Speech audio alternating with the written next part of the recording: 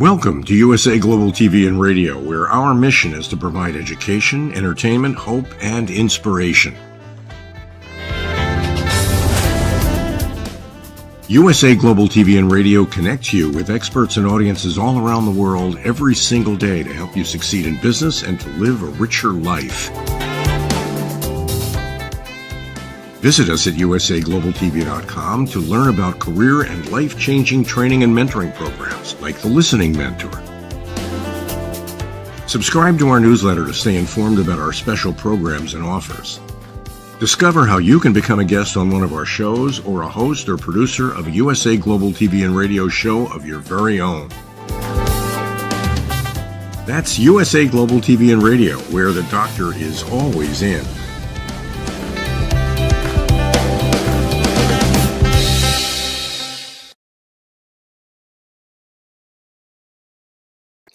Hello, everyone. A warm and happy welcome to everyone across the world joining us here on USA Global TV and Radio, where we provide world-class education, hope, and inspiration. And 2024 is the year we are helping our entrepreneurs across the world sell their vision. I'm Dr. Jacalyn Kerbeck, and our show today is the United Kingdom news and culture. And unless you've been in a cave or asleep for a long time, there is incredible news that has been coming out of the United Kingdom. We are all on pins and needles waiting for our team to come and share with us what actually is going on. Obviously, there's been a number of announcements about health, especially related to the king and other members of the royal family. And so we are anxious to find out what is truly going on. Let's welcome our team. Joining us from, I believe, Texas, but not ever really 100% certain. It's DIANN FLOYD BOEHM. Hello. Hi, Dr. Jacalyn from Texas. Texas, USA. You are our expert correspondent there and also in Virginia. So thanks for joining us, and thanks for that beautiful sunflower above your head. Oh, thank you so much. I painted it. I am excited about hearing what's going on. Thoughts and prayers to the royal family. So I can't wait for us to get started. Yes, well, let's do that. The woman of the hour, HELENA CHARD, joining us from the United Kingdom. She has decades of experience in covering the royal family, as well as being on all major platforms across the world. Welcome. Hello. Hey, I'm sorry, I raced in. I've just got myself here by the hook or by crook, so I do apologise for this terrible backdrop, but rather be here with you guys than not. So thank you. And I've just done a show prior and raced here, and there's so much going on. I mean, everyone is parked here in the UK outside Buckingham Palace waiting for all the updates regarding the royal family. King Charles's health, obviously mainly cancer diagnosis, etc. So it's and everyone wants to know what's happening. It's very sad, and there's a lot of speculation going on, but it's trying to decipher, the fact from fiction, which sometimes can be a bit hairy. But it's I think the whole of the country is really quite sad. I don't know how it is with you guys. Is it being reported and covered? Is it Oh, been like yes. top story? Has Yeah, it? absolutely. Wow. Absolutely. It is Before, a Okay. story. And, but like you said, they said King Charles came out with it so there wouldn't be any speculation, but all there is speculation. It is just because the media just everyone wants more and more. And it's also natural instinct, isn't it? You think, oh, well, what about this? What about this? And then if there wasn't so much Chinese whispers, you would take everything as is. But I think as well, it's introducing more and more information gradually as not to shock, and so it's not to take everything as is. Because I know the latest thing that's happened recently is King Charles always has his weekly catch up with the Prime Minister Rishi Sunak, and it's an in-person one. But obviously he's undergoing treatment now regularly for his cancer. Cancer that we're not quite sure where on his body it is, but although we have an idea. And now they've stopped doing the in-person, which I knew would happen. I mean, obviously it's inevitable. If you can do something online, you're not necessarily going to meet up in person if you're not well. So small things like that, it's common sense really, isn't it, more than anything. it absolutely is. And we're going to dive into it in a moment. First, we're going to bring out Simon MacDonald, who's joining us from Scotland, and he is ready to give a presentation as well. So let's welcome him. Hello, Simon. Hello, everybody, and everybody in the world. Good morning, good afternoon, good evening, good night to some as well, I believe. And yes, everyone from Dublin to Tokyo in the east, and USA, of course, as a centre focus. I'm rabbiting on today. No, you're not. We always love hearing your stories. It's our weekly Wednesday roundup where we get together and just have a chat. But there is a lot of news. And as you mentioned, Helena, there's a lot of speculation and stories. And I think also because across the world, we've watched King Charles go from bringing the prince to the king and losing his mother, the queen passing away, and everybody watching and thinking, wow, what an incredible journey he's had. And now for this diagnosis. What are you hearing there? Obviously, you're this story very closely, you and Ian Palm Turner. What are you hearing there on the ground? Well, I think what's happened obviously is that we've seen, King Charles. He's awaited his crowning glory moment. I think that's the main thing. So we all become rather fond of him. I think even people that weren't quite sure, how good a king he would be. I think he really has proved himself to be a very open, kind, empathic, giving person. He really does love people and wants everyone to do well. And so we've sort of embraced the royal family, even people that I know that are not necessarily royalists have sort of been watching, intrigued about everything. But he obviously, it was, I think, Monday, we were contacted at 6 o'clock, and I think the whole media world actually was quite shocked to hear his cancer diagnosis. And then every single channel wanted to know what was happening. So, gosh, Fox, NBC, there's just so many. It went a bit mad, as it does. It's just really, really quite sad. And the good thing about it, though, is the king actually he's a man of great faith, and he really does hold that close to his heart. So he's a positive person, and he believes truly that he's going to get well, and he will. He's fighting fit. That's the main thing, apart from obviously the cancer diagnosis. He is so strong. I mean, he'd beat us all at running or racing up a hill. He really is stoic, and I think that's going to stand by him. Queen Camilla as well. What a woman, the best woman really to have by his side. She will get him through everything, and of course the whole family, the working royal family, are sort of front and center now. Everyone has revved up. I feel worried for Camilla because she's got both sides of the coin, because obviously she's supporting him emotionally as well. But everyone's now taking on extra working duties. Nothing serious has to happen. Councils of state, nothing like that has to happen. But obviously, with people stepping up and doing their best and taking over certain bookings, working things that he had in place. Prince William was going to be off for a little bit while longer looking after his wife, but he's back at work today. He's doing investitures, and in fact, shortly is on his way to a charitable event for the Royal Ambulance, and obviously that's close to his heart. And I think this is the first day that he will also be asked about his father, how much he gives. I don't know. So, and I was Duke and Duchess of Edinburgh, again, working very hard. Just everyone is giving it their all. But we have to remember, these are normal people as well. There are human things going on, and they have to also be allowed to recuperate without too many prying eyes. I know lots of people are very interested in Harry flying over. It was a very quick flight. But again, everyone was saying, what's he doing? And already everyone's judging. And it's, in a way, if you look at it from a human point of view, maybe he was panicked. He hears his father's got cancer and he raced over because he wants his father. I mean, that's what I would like to believe, and that it's not a publicity stunt. I know that he probably spoke to his father for no more than 40 minutes, but at least it was something. And I think he's on his way back now because he has an event. Again, it's lots of people talking about this, and I'm just interested. What does everyone think? Do you think that it should have been, because it's very different from Queen Elizabeth when she was reigning. It was far more secretive, and you weren't given all the facts.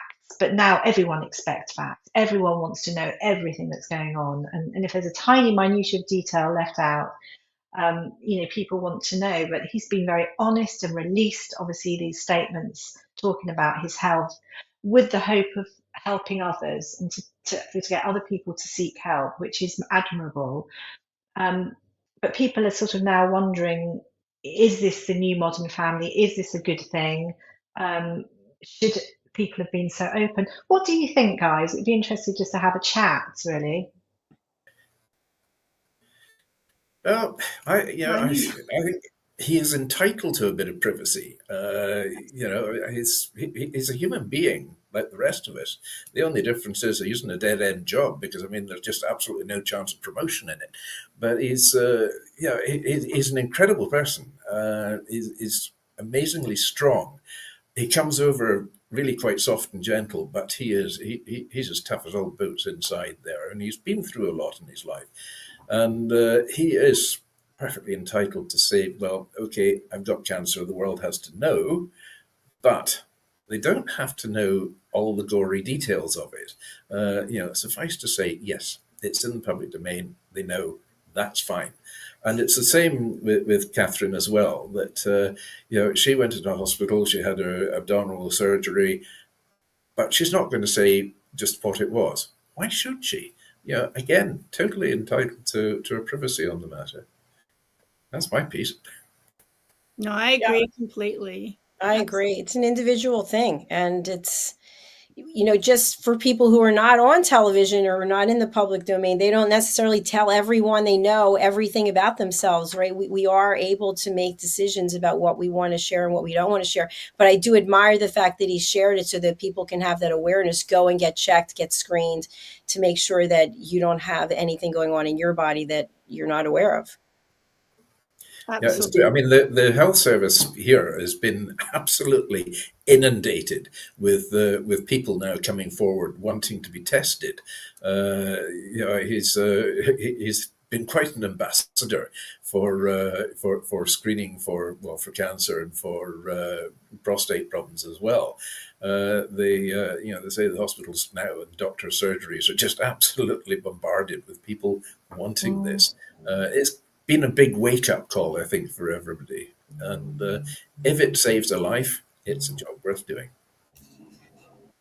Absolutely. It is that. Go ahead, Helen. I'm sorry. No, I was just to say it is actually I think it's National Cancer Prevention Month as well, February here. I just thought I'd just add it, which obviously, because people obviously really go for it as well, so they're talking about cancer all the time. So already there are lots of people going to get help, but now with King Charles and everything he's been talking about, it's it's having the surgeries and everything in place, isn't it, to take all the people coming in. But it's a good thing no matter what, definitely. And I know I can just see him. He will be working. He's very bright. He needs to keep himself going, and I know that even with treatment that he's having, he'll be there furiously writing letters. And that's actually when he made the announcement, when it came over, and that was just before 6 o'clock on Monday that I heard.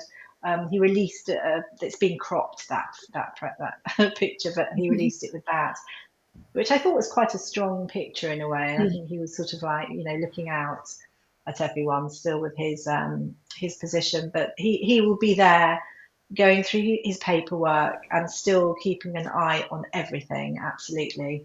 And he'll want that. He wants continuity and stability for our British state. I mean, goodness me, 1,000 years plus or something we've been going, and he takes everything very seriously. I mean, goodness me, he's been waiting all this time, hasn't he? So he's in Sandringham at the moment, which is really beautiful land, and it's very tranquil there. So I can see that's a good place for him to recuperate. In fact, I think after his meeting with Harry, he drove to Buckingham Palace, which is very close to Clarence House, where he actually lives. I actually found out that when they fly the flag, he's normally at Clarence House, which is a stone throw away from Buckingham Palace. I don't think people tend to like to stay there.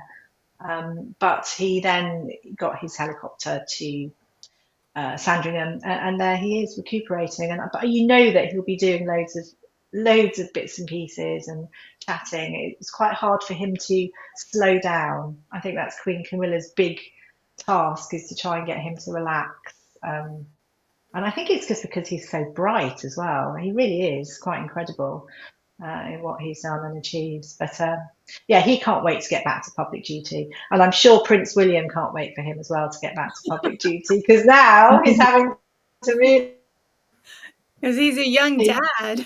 Yeah, and it's quite interesting because... I have a question for you. So now they're in the state that they're in, and there's less people, if I understand, to do royal duties. Therefore, I guess we'll see even more Princess Anne helping him get through things, right or wrong. We have such a thing as well as councillors of state, which we introduce if the king cannot rule anymore.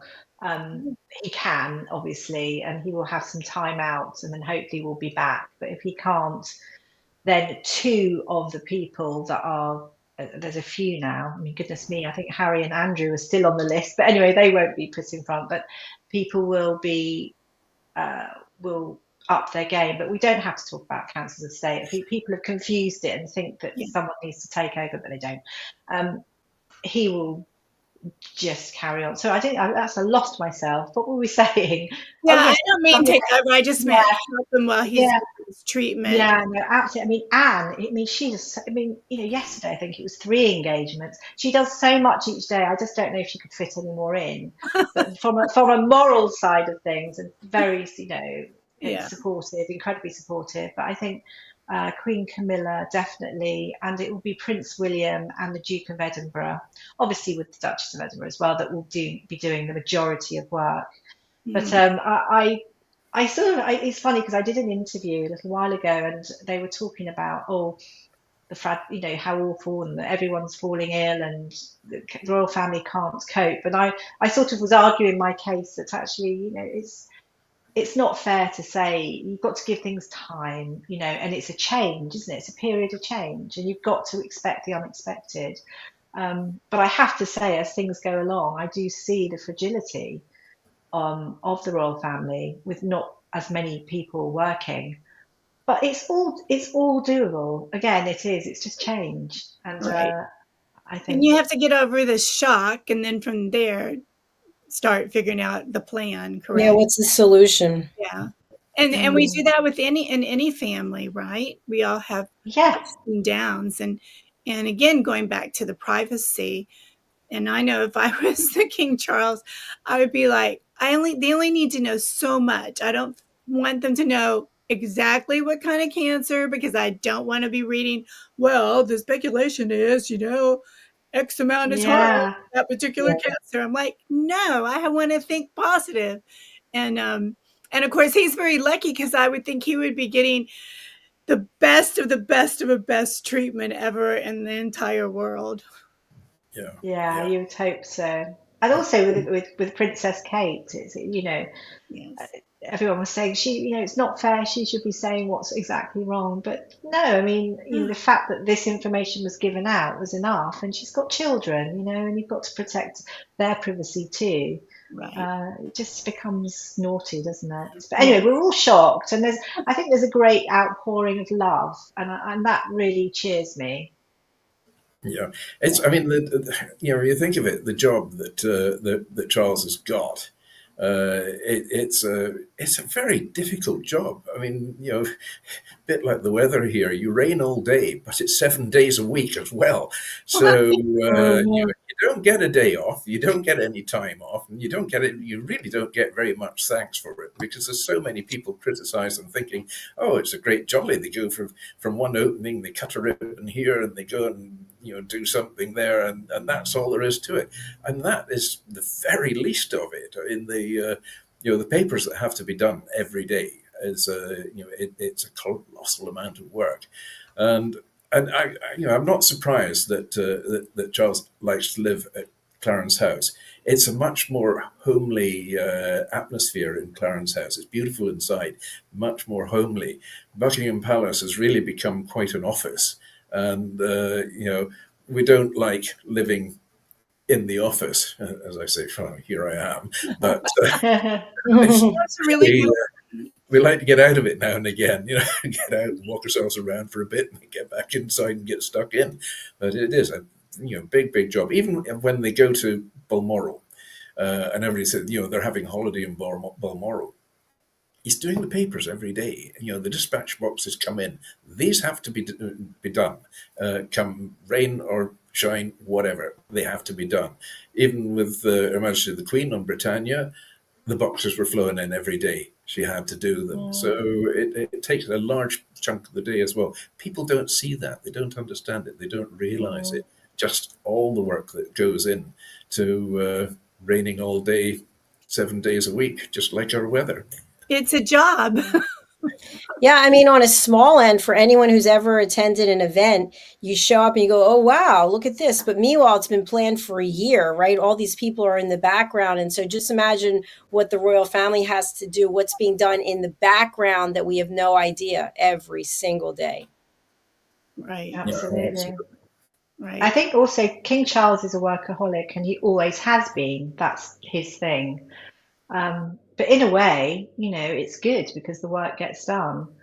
I hope everyone can hear me. And interestingly, another little thing that made me laugh is that I just through speaking to various people and journalists and just lots of things, and they all of a sudden everyone's like, oh, but we're not ready for Prince William. It was like the last few weeks, the last few months, everyone was like, oh, King Charles should step down. He's too old. He's this, that. We want Prince William. We want the younger king and queen. And now everyone's really worried, just in case it comes to, because they don't want it. They think he's not ready, and they're not ready for him. So it does make me giggle. But I just wish everyone well. I just hope that things will move on, and I'm sure they will. And I know that he's in Sandringham. Actually, a funny thing about Sandringham, which I was reading, is that they're actually opening supposedly in due course, opening a glamping site. Sandringham is beautiful. It's absolutely beautiful. It's got wonderful areas of land, and it's sort of near the woodlands that they're opening the glamping sites. And it's going to be they're tents in a way, but they're obviously quite posh. And they're called Experience Freedom Tents. And there's going to be, I think they've got everything. They've got like porches, they've got built-in barbecues, so they're really quite plush. They're made for a royal, and it's going to bring in money to the economy. But it did make me laugh that it was experience freedom tents. It sort of made me think,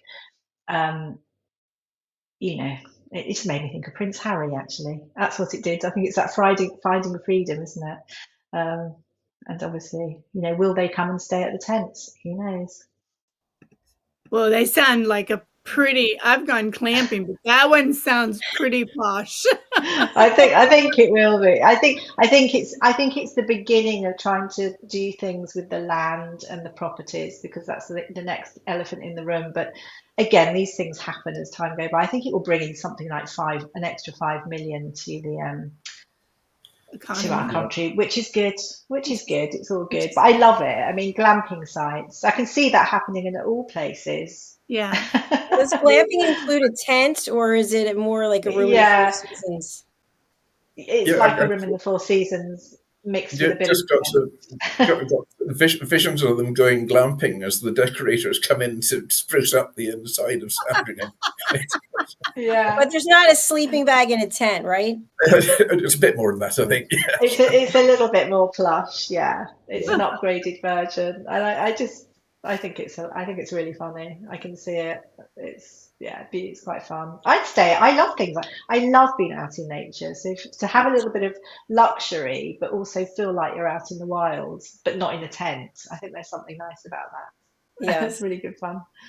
I would agree with you.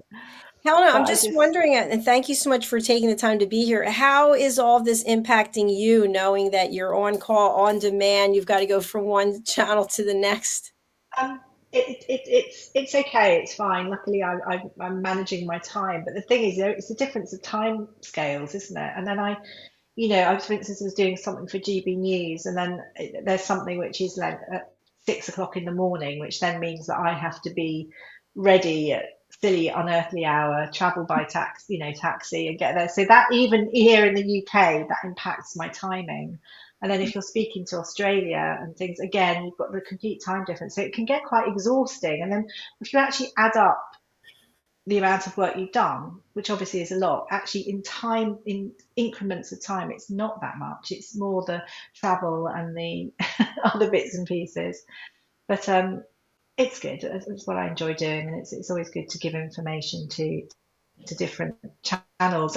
And sometimes people get it occasionally, and I find it quite shocking, because then this is going out to like a big country. You can see how Chinese Whispers on a big basis carries on. You've got to have the right sources. It's too easy, isn't it, to just have someone, because I know that somebody was saying how ill Charles and Camilla were, and this was some time ago, and then this sort of flew around. Of course, everyone's on tenterhooks. Anyway, we actually have a photograph that you provided, and I don't know why our names peek through the overlay, but there's Simon McDonald right there. Simon McDonald is sitting on King Charles and Queen Camilla's shoulders. What are you doing, Simon? I love that. I think it's a lovely photograph of them both. That shows their love, and it actually is quite really sweet. Photograph. Yeah, that is beautiful. Mm-hmm. Yeah, I know. Well, before we go over to Simon, I know you have a presentation today. Helena, you're very much an advocate for wellness. What are you doing during this time when you're so in demand, traveling around? What are you doing for self-care? Well, I have to say, I'm trying to sleep. I'm just back from flu, and I'm telling you what, if someone's not had a flu jab, please go and have your flu jab, because I've not had flu since I was a young girl. And I honestly thought I died. It was so shocking how ill I was, and I couldn't move, and I've had to so it's all come at a funny time, really. You see Charles and the illness and lots of work, but that took it out of me. And then it was just simple things like lots of water, just short walks now. So I make sure that it's very easy in the work I do, which is a lot of research as well, to be on the computer all the time, be on my phone all the time. And so I have to be quite strict. And one of the things as well is to not have my phone next to me when I am sleeping. Even if it's 2 hours sleep or I'm not having a full night's sleep, I mustn't have my phone with me because everything can wait. So I'm not one of these people that is at the gym and pumping iron and various things. But I do want to start swimming. I just can't get past that wet feeling, that wet, cold feeling. I just can't. I don't know. I just need to think things through. But I keep myself well, eat well, keep hydrated, do movement, but I'm not doing high impact. And it makes me feel so guilty as I look at your face, Jacalyn, because I know that you're just like a superwoman and fit and like an Olympian, like I was years ago. I'm just You a crazy person. You might get your opportunity to go swimming a bit sooner than you think. I've seen the weather. Yeah, I know. Or skiing, maybe skiing. And it rains all day. I just want to share that I used to swim.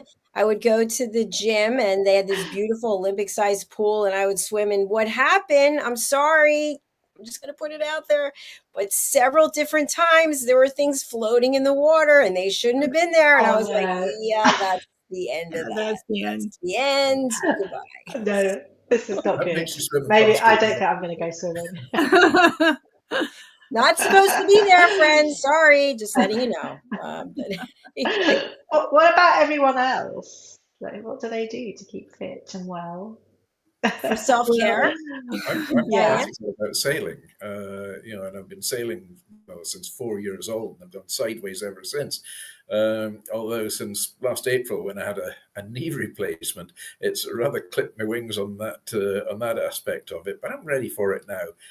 Even yesterday, I actually ventured out onto the golf course, first time in I don't know how long, and I thought, yay, getting on the golf course. Bloody thing was closed. I got there, the ground was closed and it was saturated. But I did get into the practice nets and so on, and I actually felt so much better for it. And took Isla, the dog, with me as well, and she had a wonderful walk and rolled about in the grass thinking this is just absolute heaven. And I'd thought, well, it's closer to heaven if I could at least hit a ball, but there we are. But yeah, I walk a bit. I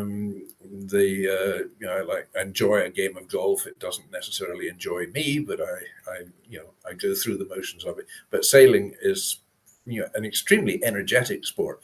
I used to compete in yacht racing at national, international level. I had 2 ex-Olympic Solings, which are 3-man keelboat, 27 feet. And that was an incredibly energetic thing. And I remember seeing the doctor one day and he said, what do you do for exercise? And I said, well, I sail. He said, no, I mean, what do you do for exercise? I said, well, I tell you what, I'm short of a crew for Monday night. Come and join me in the boat. We're having a race at the local club. So he did. And at the end of the night, he came sort of puffing, panting ashore. Says, I take back everything I said about sailing. It really tests the mettle of anybody who ventures into it competitively. Yeah, until you try it yourself, you don't know. Yeah. And it's also mental too, because I took sailing lessons and discovered that was not for me. I rather have a motorboat that just kind of goes and I can have fun. But you're always thinking, because if that wind changes, you would need to bend over and change and round things up and everything else. Somebody did say to me once, it's the mental aspect of it as well. And then they sort of quicked in after that and said, you really probably have to be mentally unstable to go through what you're going through on a yacht anyway. Yeah, probably. And DIANN, I know you've been doing something, whether it's snow, ice, sleet, you're there. Tell us about it. So I am really big into Pilates right now. And I'm up to 5 days a week, which is really nice. I give myself 2 days off, but then, my husband and I might go walking or something. But people think Pilates, you're just laying down, moving back and forth. But if you sign up for different types, there's one called Jump. And if you liked jump roping when you were little, this is so fabulous because you're laying down and you're like pushing and when you finish, you're exhausted, but you are like so excited about the world and life, and you just want to scream with happiness. It's so cool. I love that. Scream with happiness. That's Yeah. beautiful, And Diane. at the same time, you're like, my back doesn't hurt anymore. This is so lovely. Well, we'd love to have some actual visuals of you doing it. Oh, no, I look Because awful. a lot of people don't know what Pilates is. They don't, That's true. do they call it Pilates in the UK? Yeah, it sounds a bit like an Italian pasta dish, but it is quite popular here as well. Yes. I got put off. I don't know if it was Pilates, was it yoga? I just remember that I could hear people grunting. Grunting? Grunting, not in Pilates. They were doing something else, Helena. Yeah, they I don't had know what to that be. was. Oh, and also, sorry to say this, but also passing wind, which became a bit of a joke after a while. Why didn't go back? That's Excuse funny. me. I can see that in yoga with some of the positions. Your body's like, whoa. I don't know a lot of people breaking winds in yoga, but listen, in anything you're doing, you can definitely, if you've had a lot of gassy food or you've got some That's rumblings, yeah, that gas can come out in a pool, wherever. wherever. Yeah. Well, we've really had it now about this topic. So I know, Simon, you have a presentation that is abbreviated. Are you ready?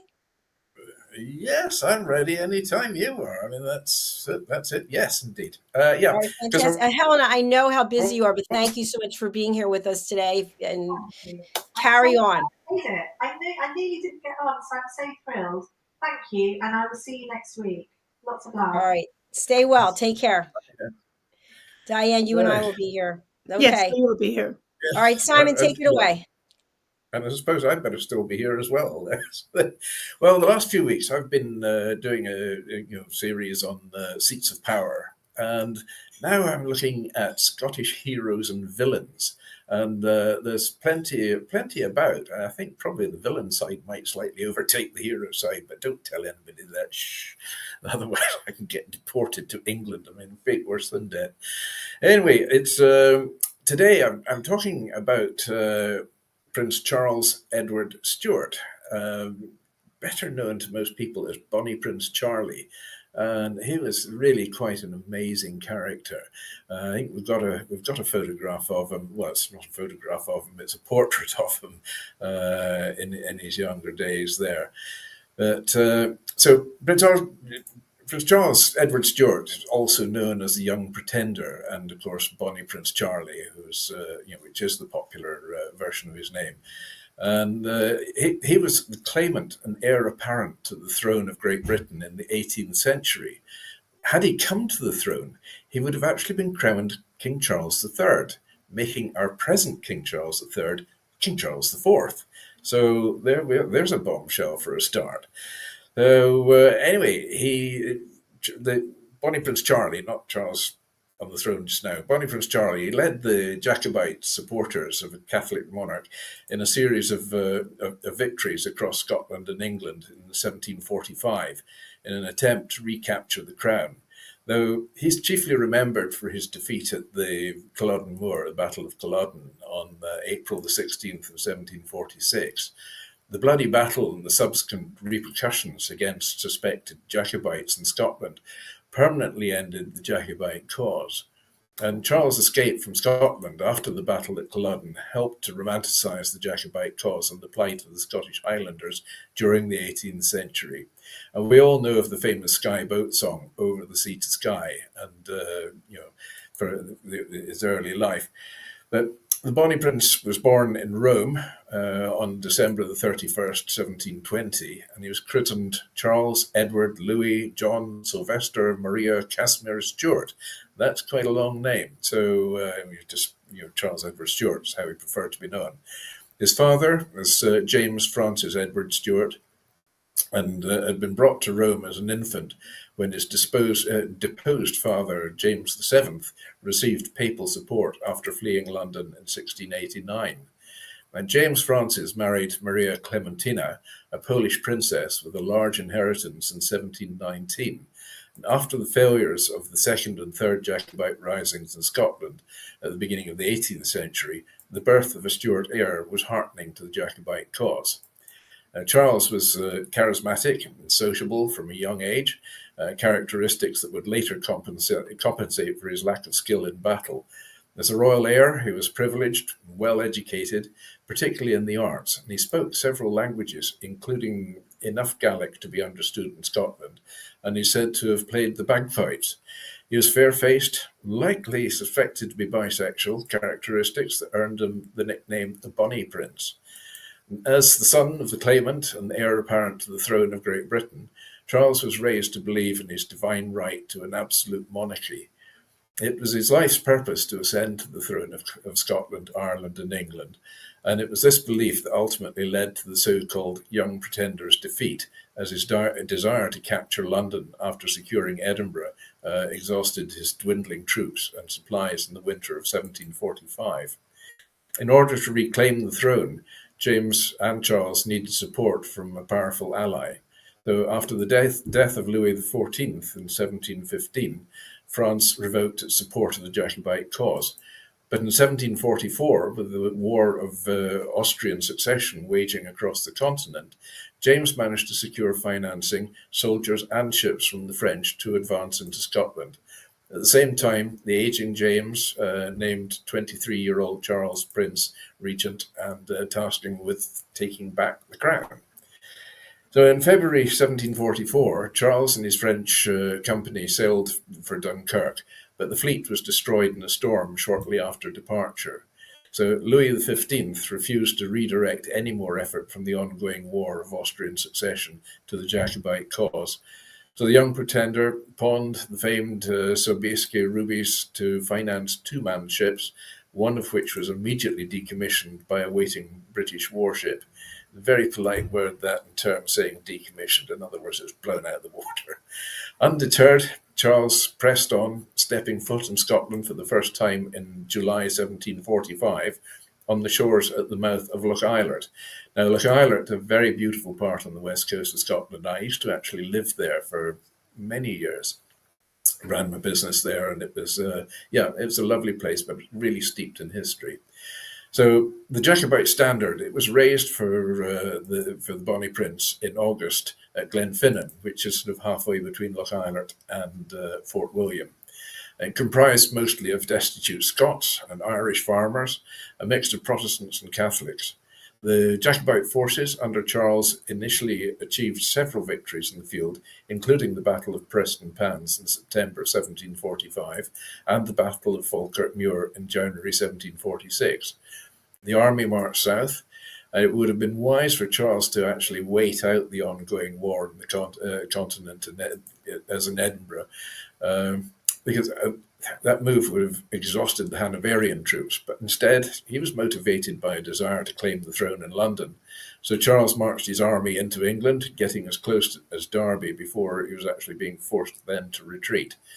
The Jacobites retreated north up to the Highland capital of Inverness, and Charles' most important holding. So government troops were not far behind him, and a bloody battle was fast approaching. So on the night of April the 15th, 1746, the Jacobites attempted a surprise attack, but they got lost in the marsh and in the darkness, and it is a very foggy part of the world around Culloden Moor. I know it well, and rendering the attempt a dismal failure. As the sun rose the next morning, Charles ordered his Jacobite army, sleep-deprived and starving, to prepare for battle on the flat, muddy Culloden Moor. In less than an hour, the Hanoverian army had obliterated the Jacobites, and Charles was nowhere to be found. In tears, the young pretender had fled the battlefield. Well, Charles, he spent subsequent months in hiding. He became acquainted with Flora MacDonald, not a relation to mine, that's another MacDonald, who disguised Charlie as her maid, Betty Burke, and smuggled him safely to the Isle of Skye, hence the Skyboat song, Over the Sea to Skye. He eventually crossed the mainland once more, going into hiding before catching French ships en route to the continent. So in September 1746, Charles Edward Stuart left Scotland for the last time aboard the French frigate Le Havre, which was commanded by a Richard Warren. After a few years searching for Jacobite support, Charles returned to Rome and blaming his senior commanders for the loss at Culloden. He fell into drunkenness. In 1772, married Princess Louise of Stolberg, a girl who was 30 years his junior. The pair had no children, leaving Charles without an heir, though he did have one illegitimate daughter, Charlotte. And so then Charles later died in Charlotte's arms in 1788. In the aftermath of Culloden, Jacobitism then became shrouded in myth, and over the years the Bonnie Prince became the symbol of a valiant but doomed cause, rather than a privileged, unskilled prince that abandoned his army. In reality, it was, at least in part, the impatience and impudence of the young pretender that simultaneously cost him his throne and permanently ended the Jacobite cause. Let's recap. Charles, Bonnie Prince Charlie, he was known for being claimant to the throne of Great Britain, also known as the Young Pretender or Bonnie Prince Charlie. He was born on December the 31st, 1720 in Palazzo in Muti, Rome, Papal Estates. Died January the 31st of 1788 in Palazzo Muti, Rome, and the Papal Estates again. His parents were James Francis Edward Stuart and Maria Clementina Sobrieska. And his spouse was Princess Louise of Stolberg, and the children, well, was only Charlotte Stuart, who was its illegitimate child. So, hero or villain? I think the jury's out on that. A lot of people say, well, you know, he came to Scotland unable to speak the language at all, and somehow he managed to rally all the Jacobite soldiers together, and he talked them up somehow, sign language probably, took them down to Glenfinnan, raised the standard, then finished up going up to Inverness and having the absolute living daylights beaten out of them, and then he disappeared eventually off over back to Italy, dressed as a woman, and died an alcoholic. Does that sound a hero to you, or is he the villain? He's still claimed the hero today.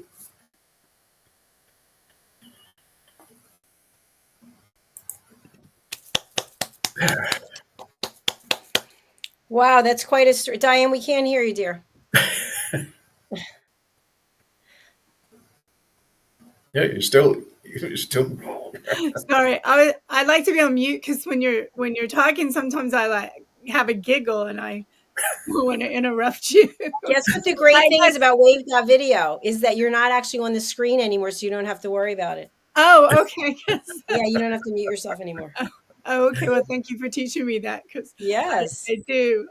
If you're wondering what's happening back, I'm like listening. I'm like taking notes sometimes, or I'm like looking something up so I know more. But what a fascinating character! I should do him. He was amazing. About him. Yeah, I mean, it is. I mean, it was all sorts of things. I mean, you know, and yet, you know, proclaimed a great hero, and that's the man there. The museum in Fort William certainly pays homage to Bonnie Prince Charlie, and has many artifacts relating back to the Jacobite days. I mean, that was really part of the bloody history of Scotland in every sense of the word. It was, you know, the hard times. And my son Paul, he's quite a historian on this, and the Jacobite risings. There were actually 5 Jacobite risings, but the 2 famous ones was 1715 and then 1745. Wow. And the first shots that were fired in the 45 rebellion was a place called near Spain Bridge, a place called High Bridge, which is about 10 miles away from Fort William. And Paul had heard about the first shots being fired there, and he'd worked out roughly where those shots would have been fired, and went along with the metal detector, and he actually found quite a number of musket shots, which would have been the original shots fired in the 45 rebellion.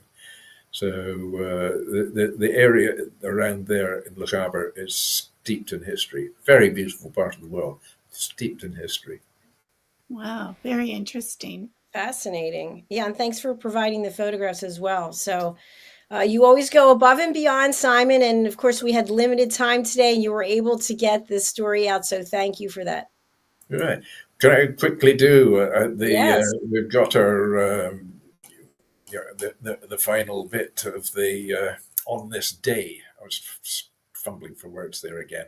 So on this day, where we are in 1301, Edward of Carnarvon, who was later King Edward II, became the first English Prince of Wales. So there we are. So that's the lineage for William and for King Charles before that as well, who was crowned Prince of Wales.